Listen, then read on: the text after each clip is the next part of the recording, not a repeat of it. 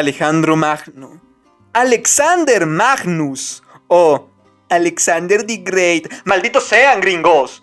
También conocido como Alejandro III de Macedonia, hijo del rey Filipo II y Olimpia de Epiro, nació en Peia, Macedonia, en el 356 a.C.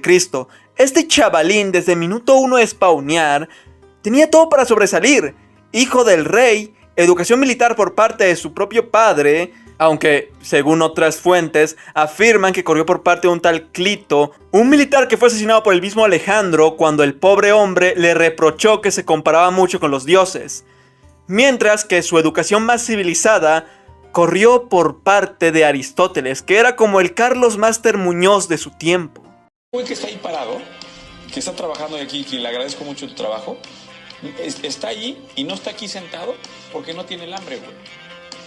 Y encima de eso, démosle el plus de que era griego, la maldita civilización más mainstream y por ende, que más güeyes conocen y por eso se creen intelectuales, cuando en verdad son solo unos pretenciosos mamadores que todo lo que saben de la cultura griega, que ni siquiera es griega sino helena, es por parte de Hércules de Disney o, con suerte, uno que otro videíto en YouTube.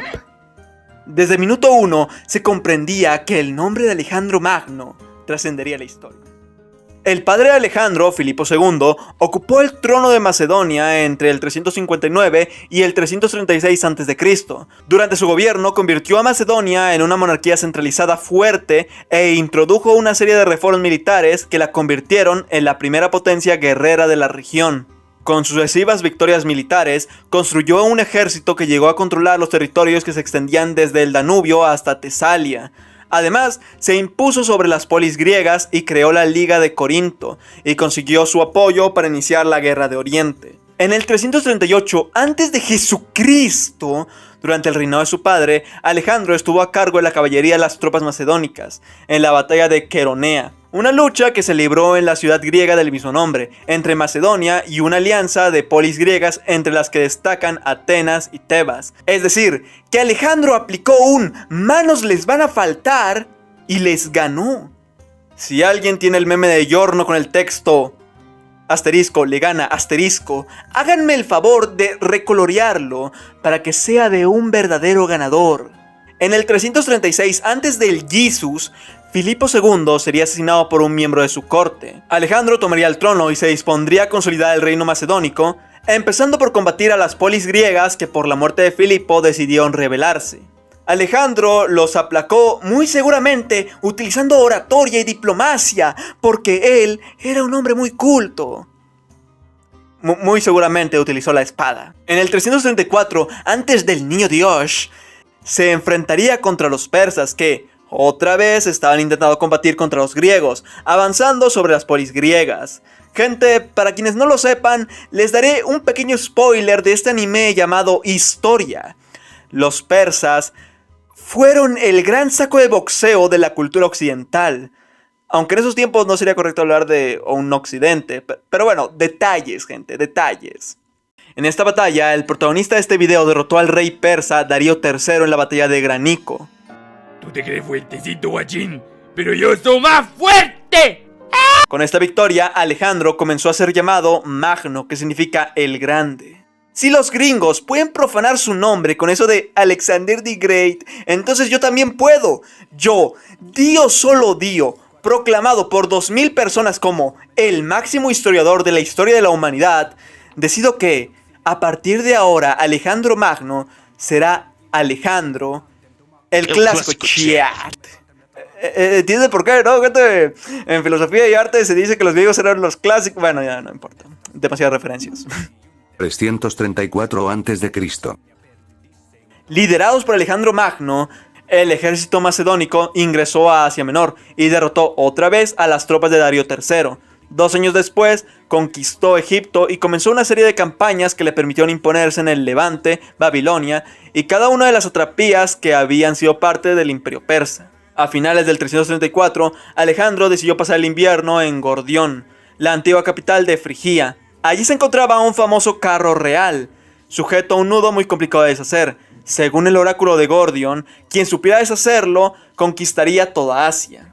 Algunas fuentes indican que Alejandro desató el nudo pacientemente, dándole gusto a Aristóteles, y otras afirman que vio ideas en 5 minutos y lo cortó con su espada. Según el mito, esa misma noche estalló una tormenta eléctrica que simbolizó, según Alejandro, que Zeus aprobaba sus planes de conquista. En el 326 a.C., Alejandro comenzó su campaña en la India, en la que sufrió importantes derrotas. ¡No! ¡Ya no es basado! ¡Ah! Espero que no me hayan hecho caso y gastado su tiempo redibujando el asterisco, le gana, asterisco, de este vendehumos. Alejandro, sé que moriste aproximadamente hace 2346 años, pero desde aquí quiero que sepas que este chaval tercermundista, cuyo único logro es ganar dinero por videitos en YouTube, está muy decepcionado de ti. 1000 puntos menos para Alexander the Great. Si bien logró extender el límite oriental de su imperio hasta el río Indo, los soldados de su ejército se negaron a seguir luchando en los territorios cada vez más remotos, ante un relieve y clima hostil. Tráiganle una falda a la niña. Dejando a un lado las bromas, recordemos que Alejandro para este momento tenía aproximadamente unos 30 años y que tenía el trono de Macedonia desde hacía unos 10 años más o menos. Les dejaré en pantalla un mapa de Macedonia antes y después de que Alejandro tomara el trono. La razón por la que logró tantas conquistas exitosas van más allá de un golpe de suerte o tener un ejército poderoso. Consideren que ganó la batalla del río Gránico en el 334 contra la unión de las fuerzas de los sátrapas del imperio persa, quienes lo superaron en número, debiendo esta victoria a la táctica de luchar a orillas del río para así inutilizar la amenaza que significaban los carros persas. Aparte del uso de una táctica militar característica del imperio macedónico llamada falange macedónica, que implicaba una formación de combate integrada por soldados profesionales entrenados con armamento pesado y caballería. Alejandro en sus campañas militares fundó varias ciudades que recibían el nombre de Alejandría.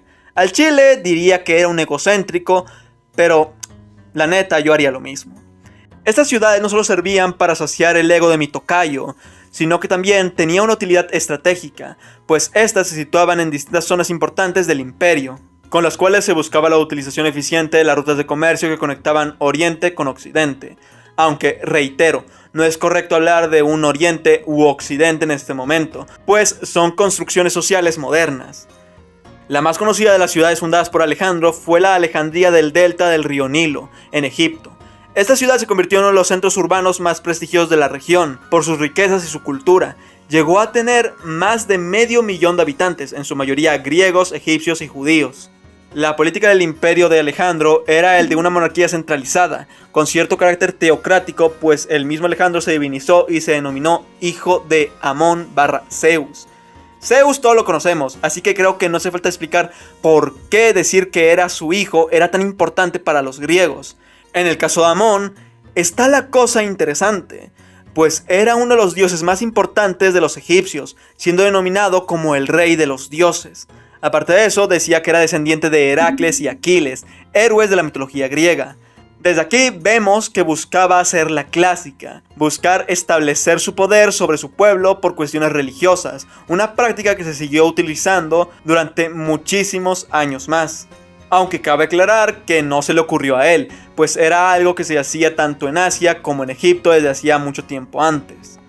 Ya se la saben, gente, si van a ser unos ególatras con delirios de divinidad, al menos háganlo de forma estratégica. Pónganse trucha, gente.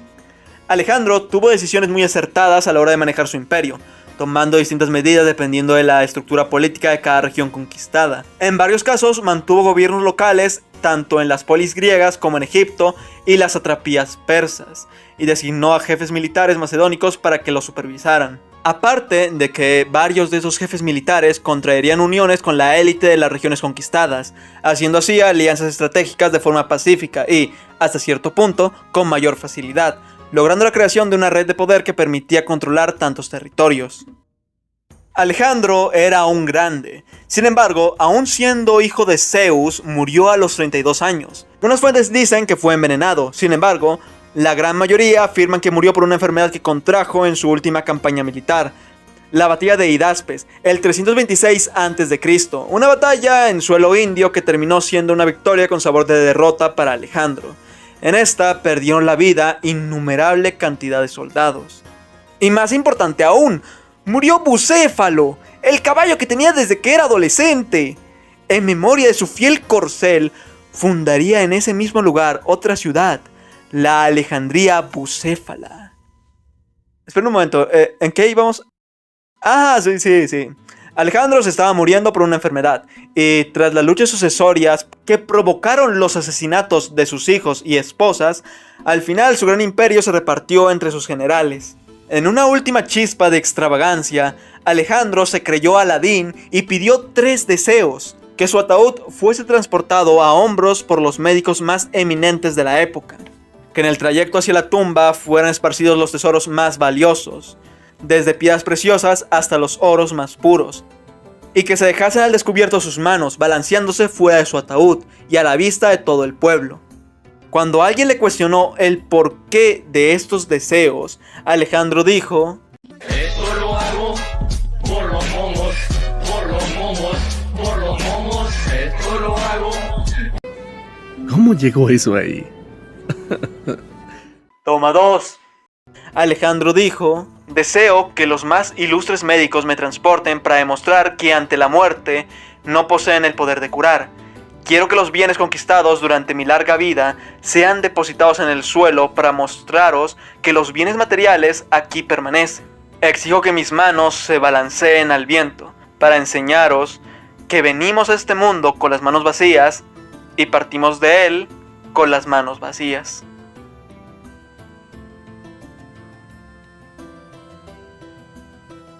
Y bueno, gente, si les ha gustado este videardo, por favor denle like, comenten, suscríbanse, compartan. Gente, quiero llegar a las 4000 horas de reproducción para así obtener la monetización. Ya tenemos 2000 suscriptores, gente.